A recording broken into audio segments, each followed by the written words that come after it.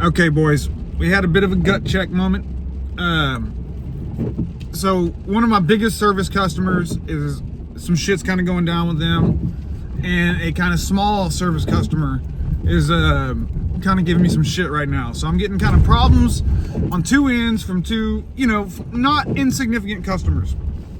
And the big one, the big customer that's very important to me is, like, what's going on is this is a very large corporation, and someone in another building, another part of corporate who's technically over the part that we do is saying, like, hey, these guys are too expensive, y'all need to start calling someone else.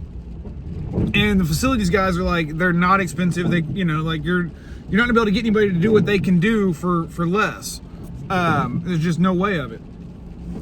And so that one's causing me problems. And then the other one that's kind of an insignificant customer, he's like a smaller contractor that gives me a lot of small service work, like water heaters and roof drain repair, like just kind of small service work that he gets from customers.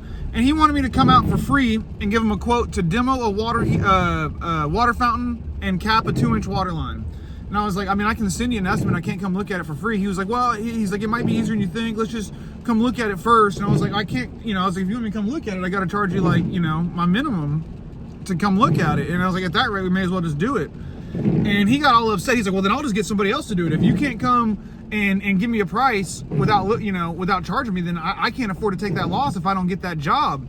And I was like, I get it, but I can't afford to take the loss to go spend 2 hours looking at it for free, So both of these situations are, we haven't done anything wrong. We haven't caused any problems. Like, one of them, the issue isn't necessarily price, it's he just wants me to come look at it for free, which I will if it's like, hey, we're looking at, something that's gonna cost $10,000-15,000. Okay, yeah, I'll come look at that for free. But like capping a line and demoing a water fountain, like the amount of time it takes me to come look at it and give you a price, I can do that job. So like, you're doubling the amount of labor in it, right? So just, I can't do that. And if you don't want to work with me because of that, then don't work with me. And I got a feeling he'll call somebody else and call me back after a while.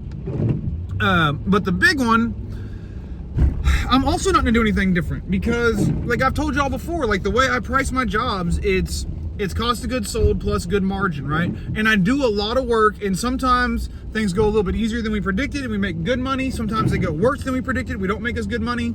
But at the end of the day, my prices are, competitive for commercial compliant company. Like, I'm compliant. I can work in high secure zones. I can work in airports. I can work in clean rooms. Whatever you want to do, I can do it. So any company that has my capabilities, they're usually more expensive than me, just because their cost of goods sold is higher than mine because of all the other bullshit they deal with.